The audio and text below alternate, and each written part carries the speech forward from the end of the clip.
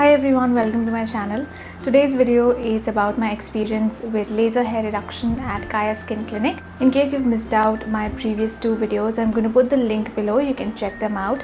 The first video is about just some basic information about laser hair reduction, how it works and what to expect if you are going to undergo it. So in that video, I interviewed Dr. Sangeeta from Kaya Skin Clinic and she helped me out with a few basic queries about LHR, and she basically explained in a very clear and scientific way how laser hair reduction works. So that will give you a good overall information about LHR. So that was my first video, and in the second video I've actually shown you the whole process of the laser being performed on my face. I've always had quite a bit of facial hair growth because of some hormonal imbalances, and once the doctor had a look at my growth, she said that I would be a good candidate for laser hair reduction. You need to have slightly thicker and darker growth for the laser to actually work. So just to be on the safer side, the doctor decided that we would only do the sides and a small part of the chin in the first sitting, and so we didn't do the upper lip in the first sitting.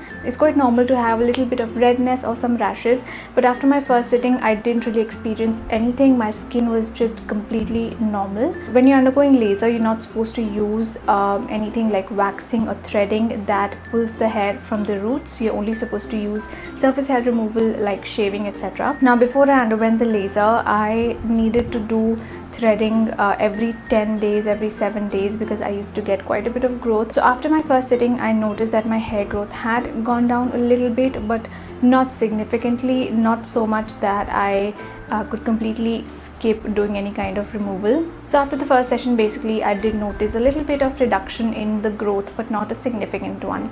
Now when I went for my second sitting, the doctor said that we would do the upper lip as well, and on my chin I had a couple of stray long hairs. So for that kind of growth, the pain-free laser doesn't work because that has quite a large probe head and they massage it over the skin. So once you have that kind of single long thick strand of hair, for that they recommend the Nd:YAG. The Nd:YAG is not the pain-free one. It does have just a little bit of a sting, like a pinprick sort of a feeling when they do it.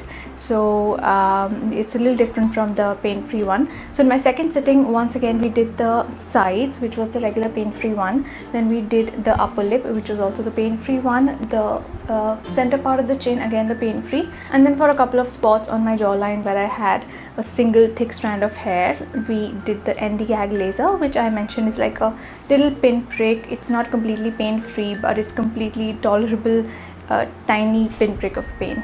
So after the second sitting, I noticed quite a significant reduction in the growth on my sides, and since then I haven't really done anything, and my growth has gone down quite a bit. It's obviously not gone down completely. There's still a bit of hair, but it's quite fine, it's quite thin, it's not as visible unless you look really closely in sunlight. So I'm really happy with that result.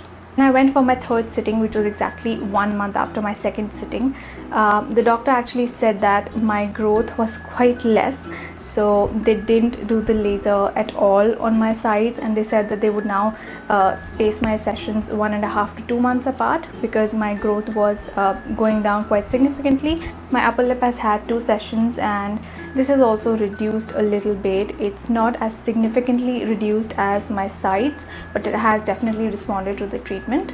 And the long solitary hairs on my chin after 2 Nd:YAG sessions, they haven't come back. I mean, they've come back, but they're very fine. They're not as long and as thick as they used to be, so they don't stand out. Earlier I used to have like these 3-4 really long dark hair here, which were quite noticeable unless I remove them. Yes, as far as results go, I am quite happy. I do want to mention that after the second session, I did have quite a bit of a redness on my skin. Nothing too scary, but noticeable redness, which took about a day to completely subside. So that can happen because the laser generates quite a bit of heat on the skin, so you might have a bit of redness, but it goes down within a day.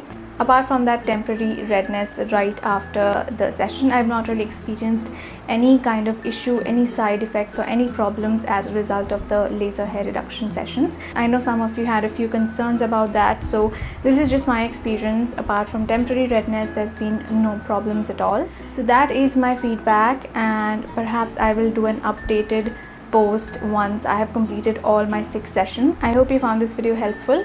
Thank you for watching, and please don't forget to subscribe to my channel. I will see you all soon in my next video. Bye.